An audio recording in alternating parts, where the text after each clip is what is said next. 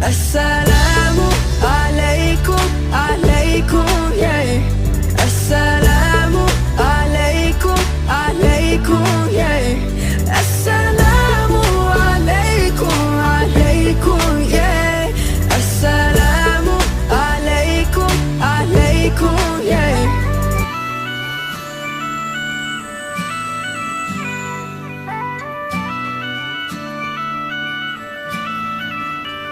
You can try to turn off the sun, I'm still gonna shine away, yeah. And tell everyone we're having some fun today. We can go wherever you wanna and do whatever you like. Let's just have a real good time. Assalamu alaikum, alaikum, yeah. Assalamu alaikum, alaikum. Allah Ta'ala wabarakatuh. Nama saya Muhammad Amirul bin Mazlan, nombor metrik 060913. Hari ini saya dan rakan-rakan saya akan membuat satu video tentang video kajian tentang keunikan salah satu masjid yang terdapat di Kelantan, iaitu Masjid Beijing. Masjid Beijing atau nama sebenarnya ialah Masjid Jubli Perak Sultan Ismail Petra, terletak di Pekan Rantau Panjang, Kelantan. Ini merupakan salah satu masjid yang tersohor di negeri Kelantan dan menerima banyak kunjungan pelancong dari dalam dan luar negara. Ianya kerana keunikan seni binanya yang terkait dengan dua seni bina, iaitu seni bina Islam dan seni bina Cina. Dalam video kali ini kami akan mengupas tentang tiga perkara utama, iaitu sejarah penubuhan Masjid Beijing, fungsi Masjid Beijing, dan fokus utama kami ialah desain ataupun reka bentuk masjid ini. Diharap kalian dapat mempelajari sesuatu tentang seni bina masjid ini. Wallahu a'lam. Bismillahirrahmanirrahim. Assalamualaikum warahmatullahi wabarakatuh. Okey, saya Ahmad Khairul Saleh Muhammad Hafiz Azmi. Saya akan sambung sedikit tentang sejarah pembinaan masjid ini. Okey, Masjid Jubli Perak Sultan Ismail Petra atau sinonim dengan nama Masjid Beijing, yang merupakan sebuah masjid yang terletak di Pekan Rantau Panjang di dalam daerah Pasir Mas, Kelantan. Seni bina masjid ini amat unik kerana menggabungkan seni bina Cina dan Islam dan menyerupai Masjid Niuji yang berusia lebih daripada 1000 tahun di Beijing, China. Okey, lokasi masjid ini terletak di tepi lebuh raya Pasir Mas hingga Rantau Panjang, sekitar 2 km daripada Pekan Rantau Panjang dengan keluasan 3.7 ekar. Dan masjid ini mula dibina pada 12 September 2005 dan telah dirasmikan bulan Ogos 2009. Kos keseluruhan pembinaan masjid ini agak tinggi, yang dianggarkan sejumlah 8.8 juta ringgit, dan masjid ini mampu memuatkan seramai 1000 orang jemaah pada satu masa. Okay, Masjid Jubli Perak Sultan Ismail Petra, iaitu Masjid Beijing, menjadi mercu tanda keagungan Islam di bumi Kelantan.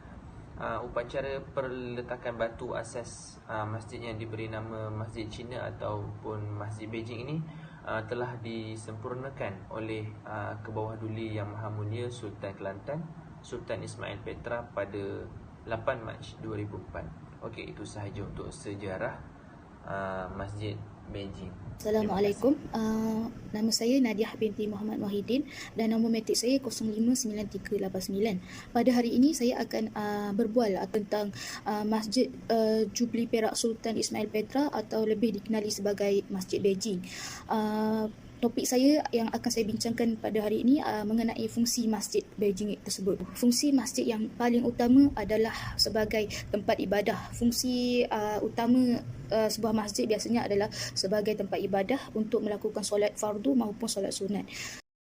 Fungsi masjid yang kedua adalah sebagai pusat pendidikan. Seperti yang kita sedia maklum, biasanya kebiasaan masjid-masjid akan melakukan program-program keilmuan seperti kem motivasi, program ceramah Islam, kelas-kelas pembelajaran atau pengajaran Al-Quran. Fungsi masjid yang ketiga adalah sebagai tempat akad nikah. Seperti yang kita tahu, masjid merupakan salah satu tempat yang akan dipilih oleh bakal pengantin untuk melakukan akad nikah mereka, kerana masjid merupakan salah satu tempat yang dijaga kesuciannya. Yang keempat, masjid juga berfungsi sebagai tempat perlindungan, terutamanya ketika bencana atau musibah melanda, di mana masjid tersebut sendiri boleh dijadikan sebagai tempat sementara untuk rehat, kerana kita tahu masjid merupakan salah satu kawasan tempat yang di mana kita merasakan tenang daripada segala masalah. Fungsi Masjid Beijing yang terakhir pula adalah sebagai pusat pelancongan. Seperti yang kita tahu, reka bentuk masjid tersebut amat unik dan menarik, kerana reka bentuk masjid tersebut sendiri seperti masjid di negara China ataupun di kuil-kuil China. Jadi bukan ia menjadi fungsi ataupun tempat tarikan pelancong di negeri Kelantan itu sendiri. Assalamualaikum warahmatullahi wabarakatuh. Kepada Dr. Asmawi bin Ibrahim.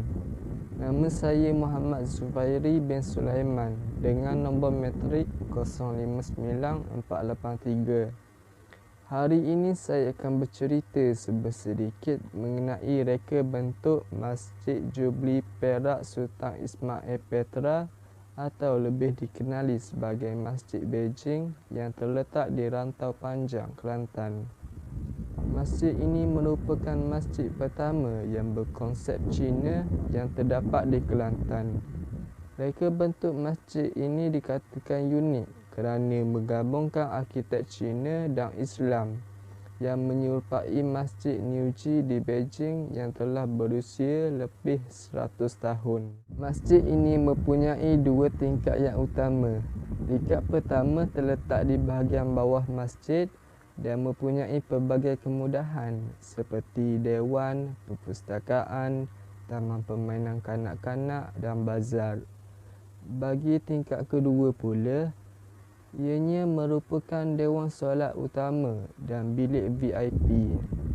Reka bentuk dalaman masjid ini pula menyentuh ciri-ciri dan konsep kaum India dan Uzbekistan. Sekian sahaja penerangan daripada saya mengenai reka bentuk Masjid Beijing ini.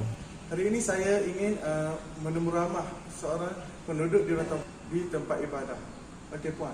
Mengapakah Masjid Beijing atau Sultan Ismail Petra Silver Jubilee Masjid ini menjadi tarikan pelancong kira-kira daripada dalam dan